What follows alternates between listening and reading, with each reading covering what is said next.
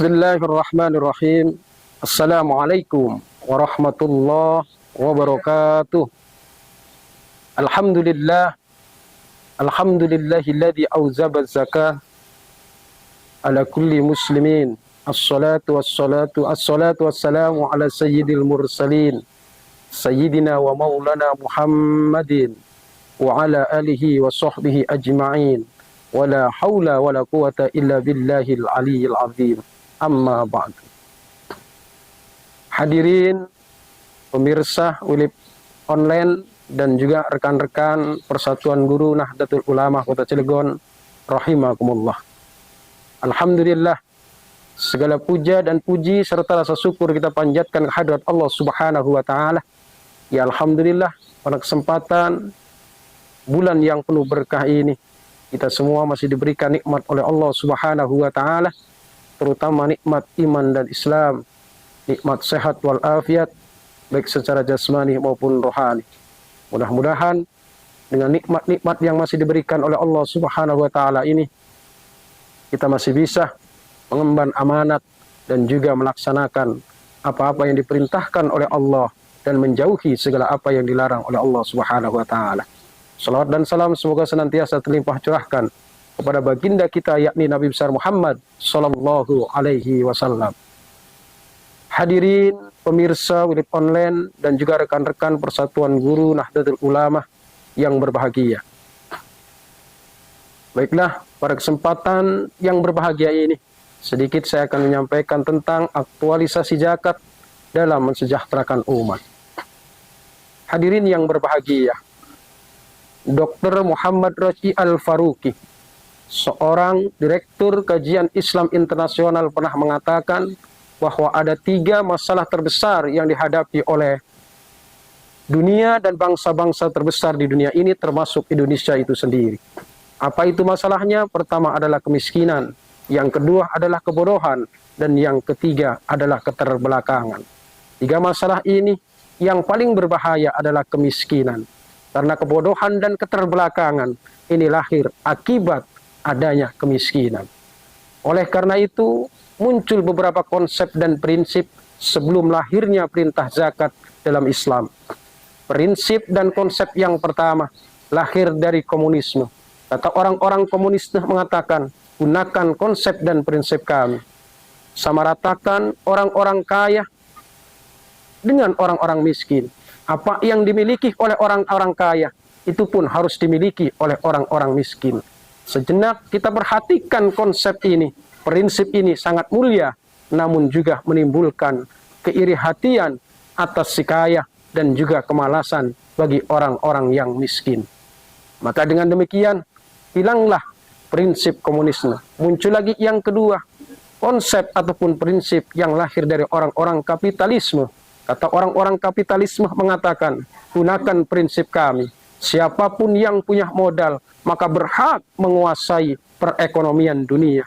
Maka hal ini sehingga melahirkan the richer and the poorer, yang miskin semakin miskin, yang kaya semakin kaya. Maka dengan demikian, prinsip ini pun tidak sesuai dengan ajaran Islam. Sehingga karena prinsip ini, prinsip kapitalisme ini dilakukan, maka orang kaya semakin menindas dan semakin mencekik atas hak-hak orang-orang miskin dan orang-orang du'afa. Maka dengan demikian lahirnya konsep dan prinsip Islam yang diajarkan lewat aktualisasi zakat dalam Islam. Sebagaimana hal ini pun ditegaskan oleh Allah Subhanahu wa taala dalam Quran surat At-Taubah ayat 103. Kata Allah, Bismillahirrahmanirrahim. Khudh min amwalihim shadaqatun tutahhiruhum wa tuzakkihim biha wa shalla alaihim inna salataka sakanul lahum. Kata Allah, ambillah zakat-zakat itu dari harta-harta mereka itu ya Muhammad, karena itu akan membersihkan jiwa-jiwa atau harta-harta mereka dan juga membersihkan jiwa-jiwa mereka dari sifat-sifat tercela, dan juga doakan mereka karena doa kalian menimbulkan dan akan melahirkan ketentraman bagi mereka. Wallahu sami'un alim. Dan ingat bahwa Allah itu maha mendengar dan maha melihat. Hadirin rahimakumullah. Maka dengan demikian, kalau kita lihat sababun nuzul ayat tadi, Imam Ali As-Suyuti menjelaskan dalam kitab Lubabun Nukul fi Asbabun Nukul bahwa ayat ini turun, sebab nuzul ayat ini turun berkenaan dengan Abi Lubabah yang pada saat itu adalah dia kaya. Dia mengadu kepada Rasulullah. Apa kata Abi Lubabah? Ya Rasulullah, ambillah harta kami banyak, ambillah harta kami, sedekahkan atas nama kami. Maka jawab Rasul, ya Lubabah, maaf ya Lubabah, kami tidak diperintahkan oleh Allah Subhanahu wa Ta'ala untuk mengambil harta siapapun dan dimanapun. Akhirnya lahirlah dan turunnya ayat tadi dengan kalimat yang disyaratkan dalam kalimat hud bin amwalihin, ay hud ya Muhammad iktarafu lidunubihim. Ambillah wahai Muhammad harta Lubabah itu untuk mensucikan harta mereka dan juga membersihkan jiwanya. Dan jangan lupa doakan mereka agar Allah mengampuni dosanya dan juga menerima amal ibadahnya. Hadirin rahimakumullah. Maka dengan demikian ada 3 hikmah zakat menurut ayat tadi. Yang pertama, hikmah mengeluarkan zakat itu tutahhiruhum. Yang pertama adalah untuk mensucikan atau membersihkan harta mereka. Dari apa? Dari hak-hak orang lain, dari hak-hak anak yatim, dari hak-hak kaum du'afah, dari hak-hak orang yang kelaparan, dari hak-hak orang yang berada di kolong jembatan. Yang kedua hikmahnya watu zakihim, untuk membersihkan jiwa mereka dari sifat-sifat tercela seperti riya, dengki, sombong dan lain sebagainya. Maka dengan berzakat, insya Allah Allah bersihkan hartanya, Allah sucikan jiwanya dari sifat-sifat tercela. Dan hikmah yang ketiga menurut ayat tadi adalah sakanulahum, itu akan melahirkan ketentraman bagi siapa yang mau membayar zakat, baik zakat fitrah maupun dan lebih-lebih adalah zakat mal. Hadirin yang berbahagia, maka dengan demikian kalau orang-orang kaya sudah mau membayar zakat, para pejabat dan konglomerat sudah mau peduli terhadap kaum du'afah, maka insya Allah kehidupan kemiskinan akan teratasi. Dengan begitu maka insya Allah hidup di negeri ini, masyarakat di negeri ini akan sama-sama mendapatkan kebahagiaan akibat orang-orang kaya dan para pejabat mau berdermah dan berbagi dari sebagian harta yang dimilikinya. Hadirin yang berbahagia, maka Rasulullah menegaskan az-zakatu qantaratul Islam, bahwa zakat itu adalah jembatannya Islam. Maka dengan zakat insya Allah kita akan berkah hartanya, jiwanya, keluarganya, dan seluruh apa yang dimilikinya. Wa makna berkah al-barakatu ziyadatun al-khair, bahwa berkah itu adalah tambah-tambah dari kebaikan. Hartanya baik, jika disedekahkan, dikeluarkan zakatnya, maka akan bertambah juga keberkahan ataupun kebaikannya.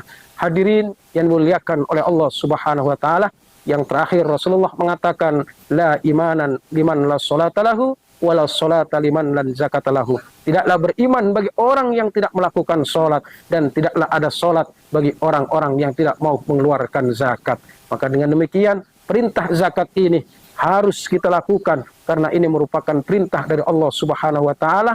Maka berbagilah, bersedekahlah, keluarkanlah zakatnya agar hidup kita, harta kita, keluarga kita selalu dijaga oleh Allah Subhanahu wa Ta'ala. Dawu mardatakum bis sadaqah wa sannu amwalakum bis zakah. Obatilah penyakitmu dengan bersedekah dan jagalah hartamu dengan berzakat. Hadirin yang dimuliakan oleh Allah Subhanahu wa Ta'ala, mungkin sekian yang dapat saya sampaikan tentang aktualisasi zakat.